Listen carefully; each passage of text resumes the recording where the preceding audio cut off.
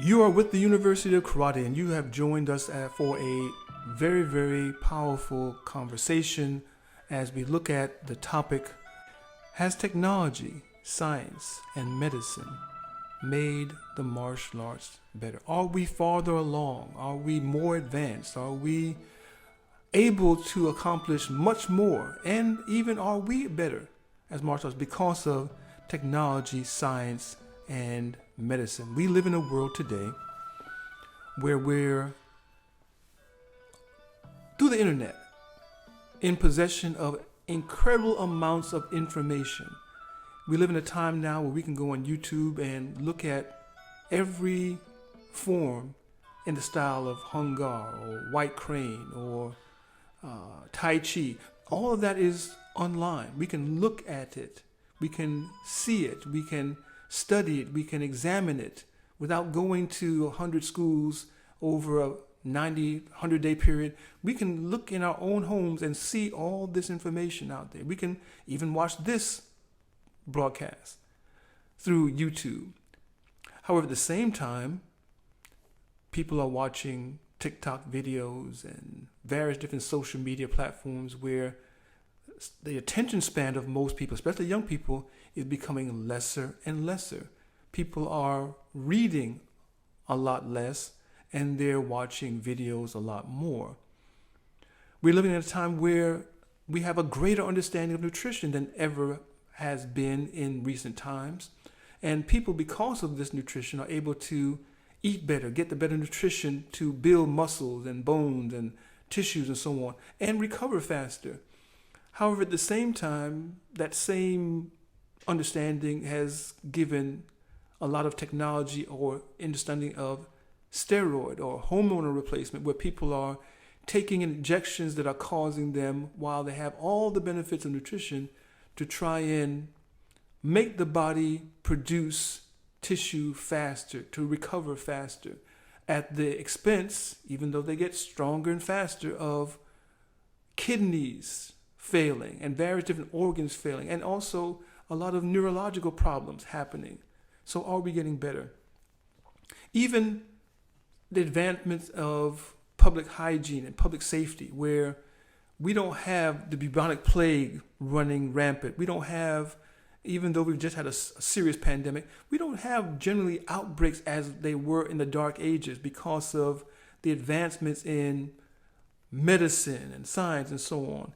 Yet, at the same time, we see an increasing amount of hip replacements and knee replacements and various injuries in the martial arts area. Are these technologies and scientific breakthroughs and these medical advancements that we see everywhere, are these things making martial artists better and the martial arts better? We want to ask Sensei Biddle to chime in and give his idea of, are they really making us better, or are we better as a result of these things? Sensei Biddle. Yeah, that's interesting. I'll have to do this in those three parts, I think, but they'll all say the same thing. So, as John alluded to, technology, science, and medicine. So if we just start with technology, for example, like John mentioned, we have YouTube. I mean, here we are, we're doing this. So we're participating in the technology. And it's a tremendous ability to be able to do these things and to get it to people that I would never interact with or would never see or talk to in a million years, because I would just never have. This makes me replicable millions of times over. So whatever I have that's of any use can be given out and shared with millions of people. What they do with it is on their own. But the point is, it's good in that the exposure is out there. The martial arts are at a level of exposure that we've never seen before. And every idea in our life is at a level of exposure that we've never seen before. And that's an unbelievable opportunity. Who doesn't go look at YouTube to learn how to fix a refrigerator? Whatever. I've been able to look at more martial arts styles in a few days that I could have learned in multiple lifetimes. So it's given me the opportunity over even the last couple of years to examine styles and different systems.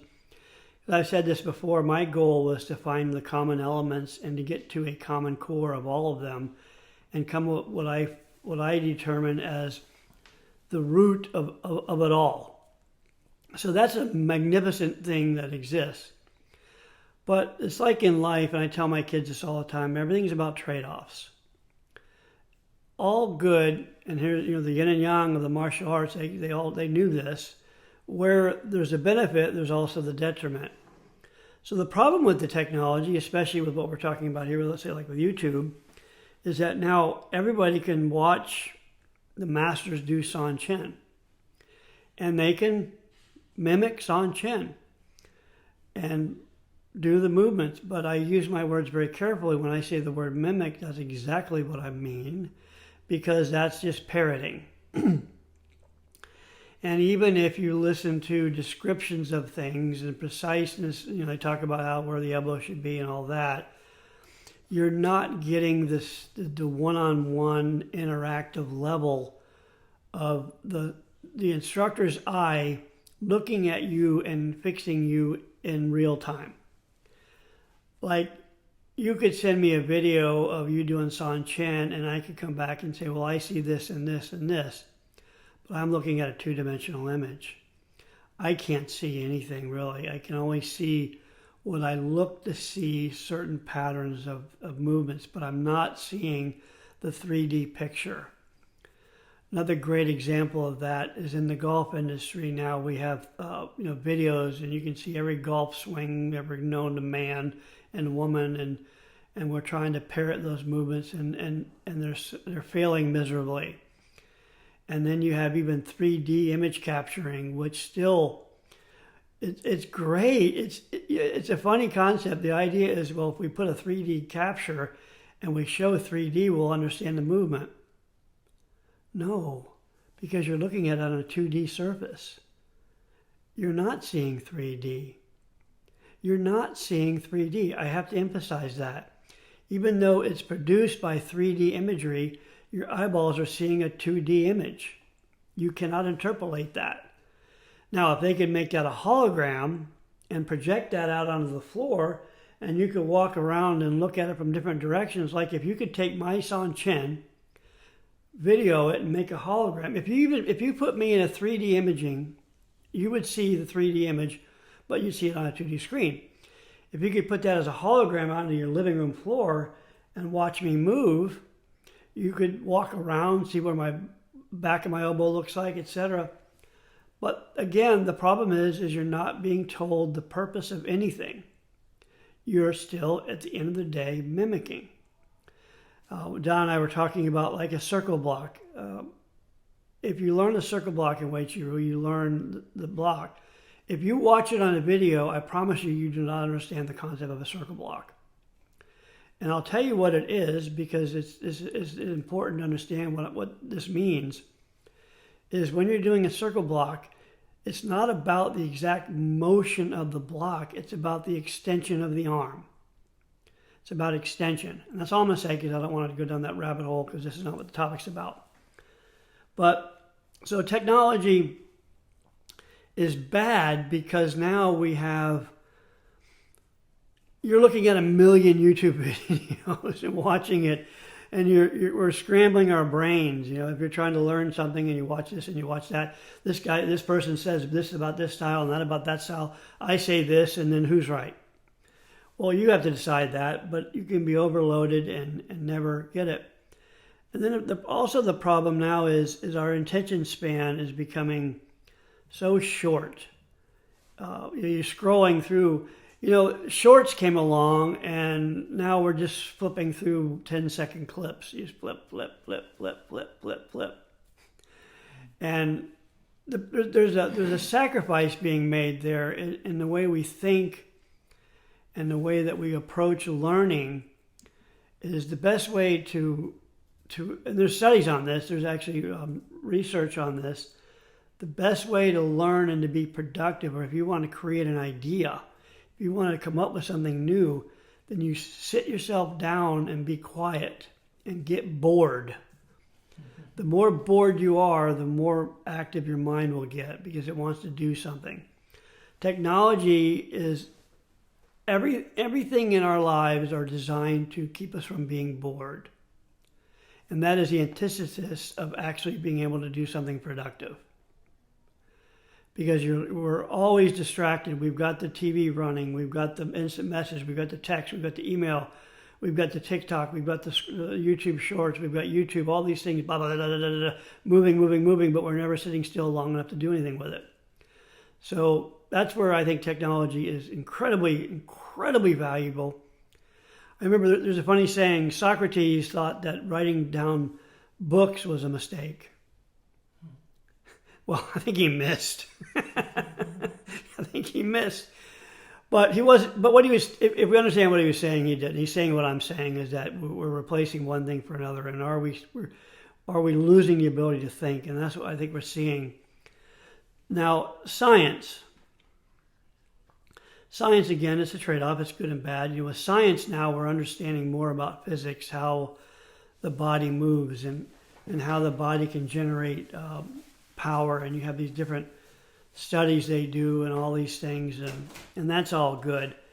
But then the problem with science is it's got the other side of it is if you understand this, but you have to know what you're actually going to do with it, and that requires interaction and teaching. Because we know something and because we understand something doesn't necessarily mean we can actually do it. There's a great video, and I'm going to tout the website, the YouTube video, Smarter Every Day. He does a backwards bike, where the engineer made a bike for him. When he turned it left, the wheel went right. And in your mind, you understand the concept of it, but he could not ride that bike, and nobody can. And it takes a lot of work to reprogram the neural pathways in the programming. And that's where science is important, because it teaches us about the neural patterns and all the different ways that the muscles move and things. But we still have to have a fundamental way of teaching the movement. And like the backwards bike example, even though you know how it works, you have to train your body neurologically to perform the movement. Because there's a million micro movements being used in riding the bike. So it still requires work, i.e. attention. And there's the other trade-off, is because science seems to replace a lot of these things, we have lost the ability in many ways to think for ourselves, to do for ourselves. And medicine, medicine's a wonderful thing. We live longer, we have ways of curing diseases and things. But again, the downside to that is we become reliant on medicine, painkillers, steroids, things that make performance better. We supplement things with what we should be able to do with our natural ability. But they all work together in many ways if done properly, because science and medical taught us that because we were working with not doing what we used to do in days past, where we were working hard and making our body do things and exercising, science has taught us how to develop those exercises and to be able to work the body and make it fitter and stronger and better able to be healthier and live longer. But the trade-off then again is, like I said, the dependence becomes where if we become dependent on science, then we've lost something in our own ability to perform. There's now developing, and some of this is so good because it's incredibly helpful for certain situations. Like they've developed an exoskeleton that you put on your legs that can make you run faster, and the original design for it was to help people that are have had problems, diseases, or they're feeble, and it could help them move. And that's an amazing thing. That's a miracle of science. But then you see that we're using that also then to use, I see people using it to run. And like, here's a great example, the e-bike. The e-bike's a great concept. It's really nice. I mean, it gives people that, let's say someone that's older, they're not that able to exercise, to get them out and moving, and it moves the muscles and it does more of the work for them. And that's tremendous. But what's the downside of that? The downside is if it's used in replacement of the actual ability. If you have the ability to exercise, and again, I'm not criticizing riding an e-bike, it's fine, but the topic is what we're talking about has a point. If you use the e-bike and you're using it as exercise, but it's doing all the work for you, you're exercising a little bit, but if you're capable of more, are you going to do more? And the answer is no. Because the human brain, the human body will always seek the path of least resistance. And if we understand this concept, the human body and even the mind, its ultimate goal is energy conservation. It will do as little as required to do what's done. So if you have an e-bike and you're on the e-bike, and it allowed you to get out there to exercise, that's great. But you are not ever going to, 99% of the time, since you're looking, we're looking for the easiest way to do the least amount of work, you're going to use the e-bike as a crutch rather than an implement of exercise. For example, I was riding bikes back, we started bike riding, my wife and my brother and I and his wife, we decided to ride bikes, and we got on bikes and we were riding, and it was for exercise. And then a buddy of mine that I rode with, he got the latest, greatest bike, a Cervelo, a $10,000 bike, and he could just cruise. And he could leave us, so he would ride with us with little effort, and I'm doing more effort. So who's getting the greater benefit of it? The guy with the technology or the guy using his muscles? Mm-hmm. Now, if you are racing, if your goal was sport racing, and that's some of what he did, then that technology is an advantage because it supplements them and lets them go faster. But I have seen many, many people on the trails with the most technologically sophisticated bikes, and they're not getting as much exercise out there as I am. I would recommend you get on the crappiest bike you could and learn to ride it, because that's going to develop you faster. That's the goal, right? If that's the goal. If it's out to see the scenery and to have a good time, to relax and ride an e-bike, then science is great. Technology is great. That's a beautiful thing. Because otherwise you're sitting on the couch. So everything, good and bad, has trade-offs. Now, I guess the question that I have to end with is martial arts better or worse for it? And I don't know how to answer that, honestly. It's better because the exposure is greater, but worse because are we watching YouTube videos and thinking that we're learning, but we're not learning the real thing? So what happens to the martial arts? It may simply wink out. I mean, if I have to answer that in the way that I think that it's going, is we will have more people initially looking at it, but less people actually doing it. Because here's why. You're not getting the information on the how-to.